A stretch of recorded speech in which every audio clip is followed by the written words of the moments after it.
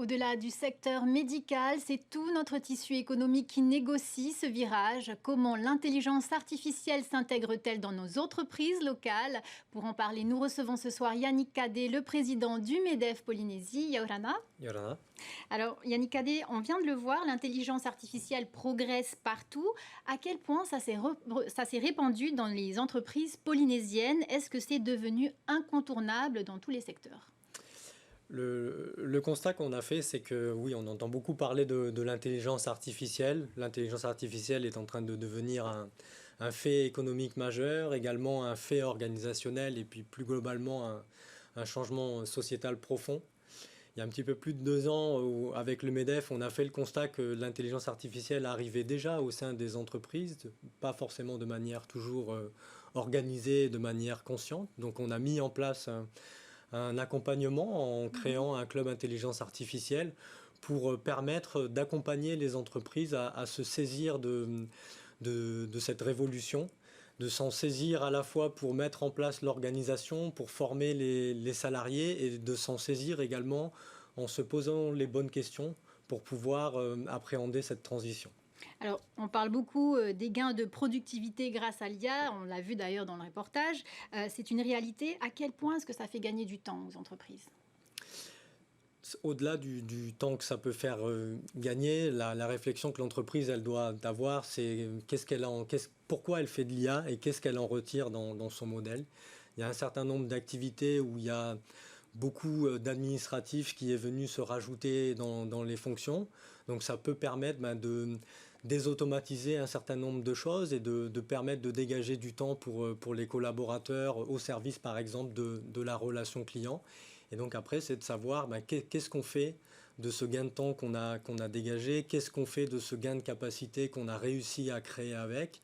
Et c'est pour ça que l'entreprise doit être accompagnée pour bien penser toutes ces transitions et faire en fait de la réflexion de l'intelligence artificielle l'intégration dans le cœur de sa réflexion stratégique. Alors, c'est un gain de temps. Les entreprises voient aujourd'hui des bénéfices concrets sur leur chiffre d'affaires. C'est encore assez balbutiant au niveau de la Polynésie. Il est certain qu'on voit tout de suite les capacités qu'on peut réussir à dégager. En Polynésie, on a un certain nombre de contraintes, l'éloignement, l'étroitesse du marché qui fait qu'on ne bénéficie pas toujours des économies d'échelle qu'il peut y avoir dans les grandes économies, l'éclatement du marché avec la multitude d'îles qu'il faut réussir Les à coûts adresser. aussi. Voilà, du coup, ça décuple pardon, les coûts. Et grâce à l'arrivée de cette nouvelle technologie, on voit la capacité d'accélérer un certain nombre de choses pour permettre à l'entreprise polynésienne de mieux se projeter en avant et réussir à dépasser un certain nombre de contraintes qu'on ne parvenait pas à dépasser jusqu'à présent. Alors, le président Moïse Broderson a directement la charge de l'économie numérique et est lui-même très sensibilisé aux nouvelles technologies. Vous avez le sentiment d'être accompagné par le pays?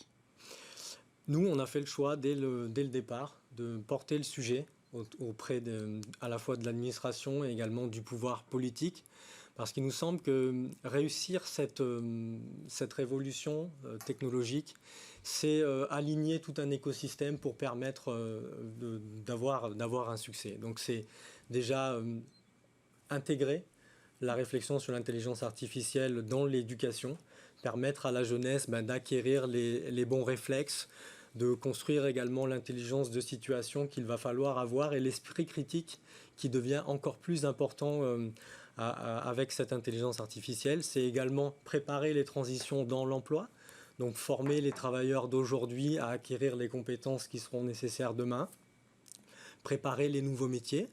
C'est aussi engager une réflexion avec l'administration pour que l'administration elle-même se saisisse du sujet pour une meilleure administration, pour là aussi pour elle dégager des gains d'efficacité.